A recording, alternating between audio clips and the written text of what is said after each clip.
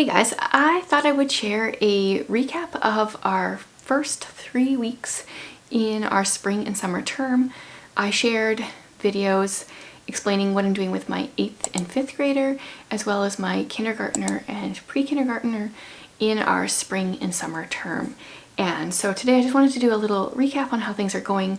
We've been doing it for more than 3 weeks, but between a couple of trips and having a birthday and getting ready to move, we've really only completed 3 weeks of work. So I just wanted to give a little bit of an update, share what's going well, what isn't. So I thought I'm only going to do my 5th and 8th grader plus what we're doing together, because the kindergartner and preschooler aren't around as much right now, and so we haven't done as much there.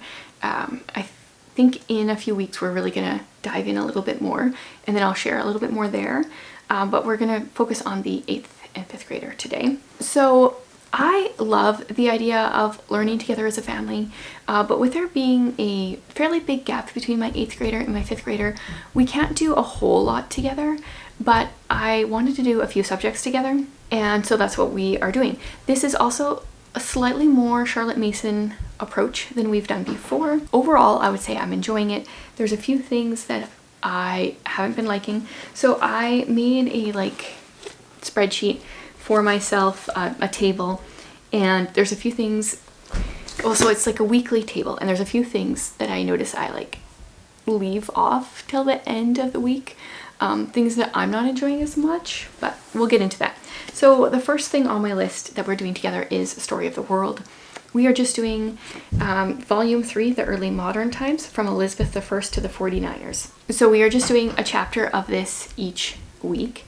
I also purchased the audio from Audible, as well as the student worksheet PDF, so I can just print them out because I need multiple. I love the audiobook because there's so many names and things in here that I don't know how to pronounce, but I also wanted the physical copy to be able to refer back to, so I needed both of those mentally. And then the kids pages, the student pages, we're mostly using that for the different maps and stuff based on the chapters that we're reading.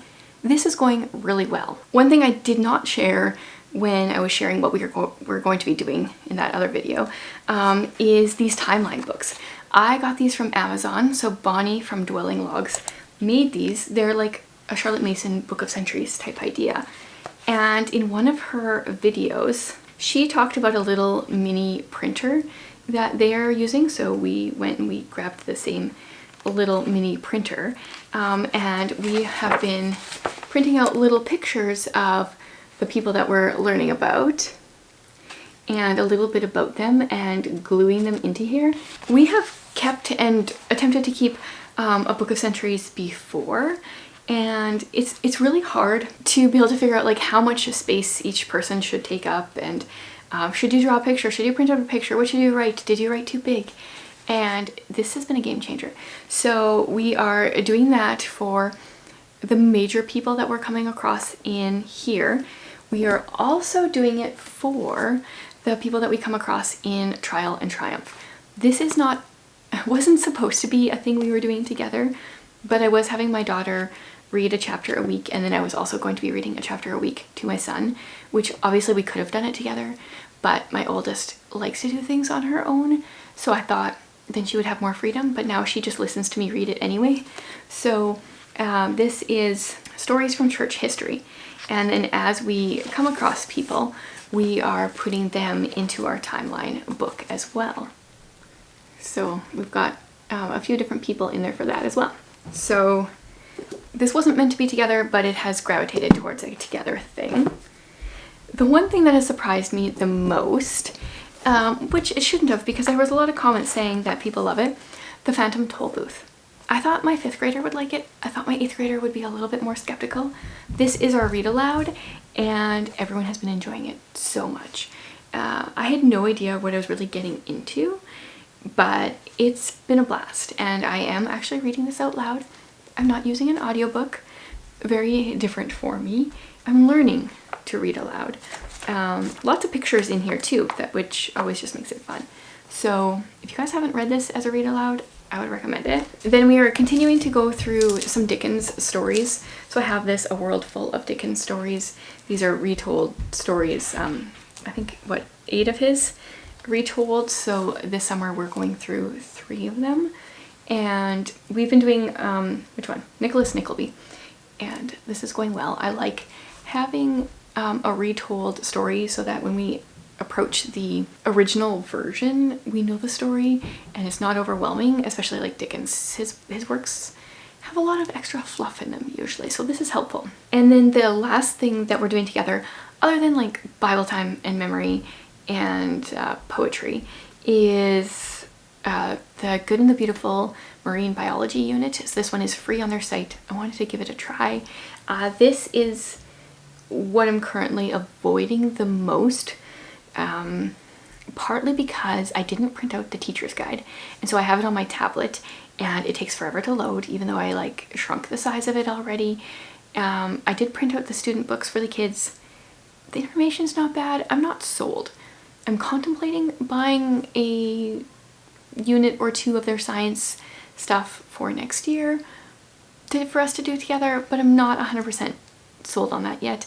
I do think it would be better if I had a physical copy versus the digital. I'm just a physical copy kind of girl. Okay, so that's what we're doing together. Overall, mostly working out. My 5th grader, we were supposed to be doing Trial and Triumph together, merged into like all of us doing it. We are reading The Merry Adventures of Robin Hood by Howard Pyle. This I am conflicted by. The language is very old English.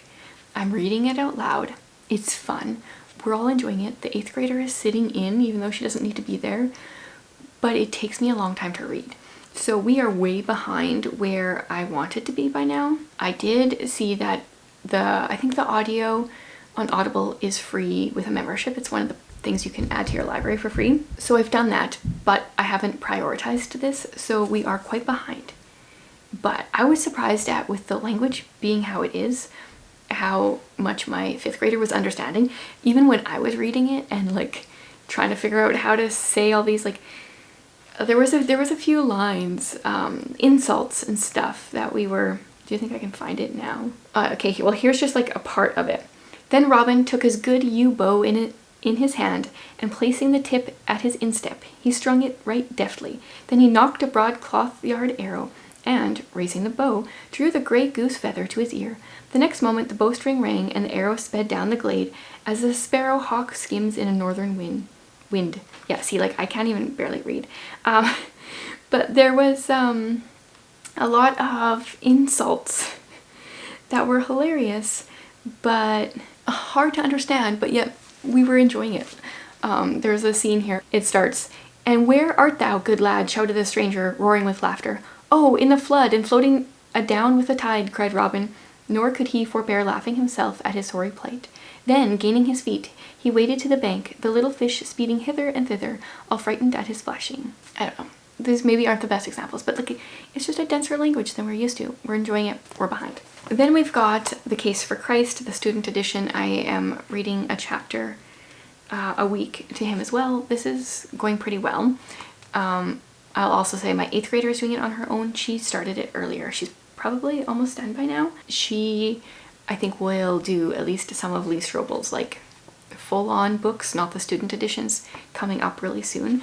I just happened to have this one, so I thought this would be a good place to start. Then with the 5th grader, I'm also doing The 12th Night by Charles and Mary Lamb. They have a retelling, and that's going pretty well. I got the free Kindle book for that. Once again, wish I had a physical copy.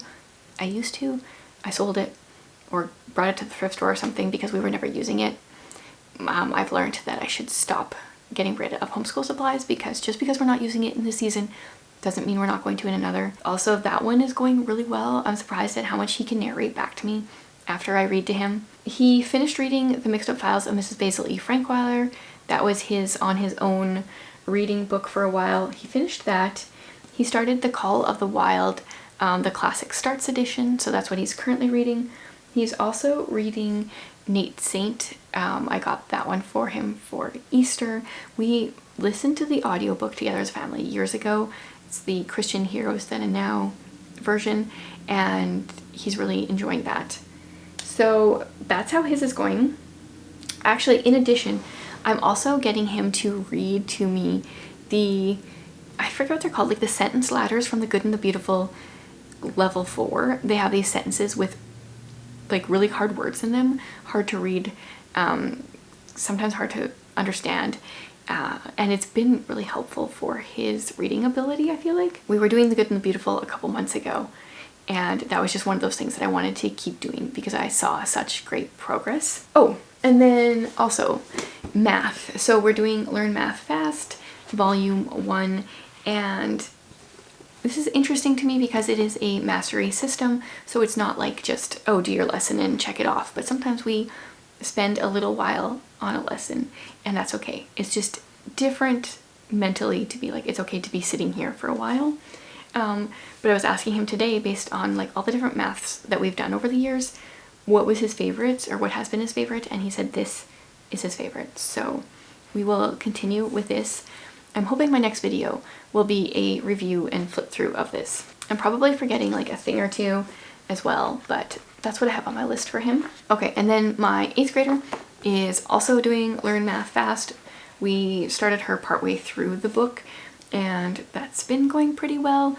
Math is not her favorite subject, but I think she's learning a lot. Then she is also reading To a Different Drum. This is her biography that I have her reading. This is about a young woman who tried to commit suicide, and then multiple times, and God kind of stopped each one, and then she ends up turning her life around. So I heard good things about this. I want to read it as well. She has been enjoying that. She's also been reading I Am Malala. I have another book that I've never read, but she seems to be enjoying it. I got it, I think I found it in the Little Free Library maybe a while ago, and she expressed interest in reading it, so that's why she's reading that. She's also rereading for like the millionth time The Hobbit and doing the study by Progeny Press. We're not loving the study by Progeny Press, maybe because it's written for a little bit older, but I feel like some of the questions are a little like, even the vocabulary questions are like, this word doesn't mean this or this or this, and some of them it's like, well, even in this exact instance it could mean more than one. I don't like how vague that is, so we're only doing parts of the study for that. I also am getting her to read Everything You Need to Ace English Language Arts all in one big fat notebook, because she loves books that are kind of like set up a little bit more infographic-y, and she's been really enjoying this. We have a couple other books in this collection, and I'm going to keep my eye out for a couple more because this is going really well. Also, I should say, for all the books that she is reading, she's also taking notes on them as well in her binder. And then I think the last thing for her is I have her reading this Stuff You Need to Know About the Human Body. She really enjoys the human body and learning about it. It's the thing every year. I ask her what does she want to do in the next homeschool year. It's always the human body. So we're just kind of going through the ones that we have in our house. She has expressed an interest in potentially going into nursing after high school, so this is not a bad thing for her to be learning all about the human body. So overall, we are enjoying almost everything, a few little tweaks, but this is really setting the trajectory of where we're going to be going next homeschool year, and I am still working on creating a curriculum guide for the different grades kind of in this format. This is only a spring and summer session, so there's like certain topics or subjects we're not really tackling right now because it's supposed to be a little bit lighter, but I am working on that. People in my membership will be getting access to that soon, at least the beginning stages of it. So yeah, the first 3 weeks of doing this / like month and a half that it's taken us has been going really well.